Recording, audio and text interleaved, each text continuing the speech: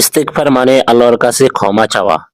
এটি এমন একটি আমল যা দুনিয়া ও আখিরাত দুটোই সুন্দর করে দেয়।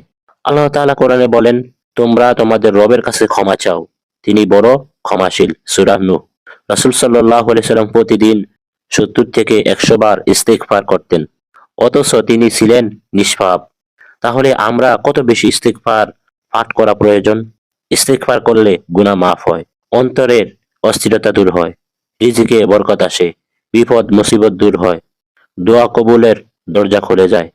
হযরত হাসান বসরি রাহিমাহুল্লাহ বলেন, তোমাদের দুঃখ, অভাব, ঋণ, সন্তান না হওয়া সব সমস্যার সমাধান হলো ইস্তেগফার।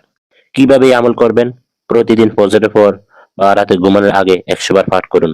দেখবেন জীবনের অন্ধকার আস্তে আস্তে দূর হয়ে যাবে, আপনার জীবন আলোকিত হয়ে যাবে। আপনি যদি সত্যি আল্লাহর নৈকট্য চান, আজ থেকে ইস্তেগফার জীবনের অংশ বানান। কারণ আল্লাহ কখনো ক্ষমা প্রার্থনাকারীকে ফিরিয়ে দেন না। সুবহানাল্লাহ।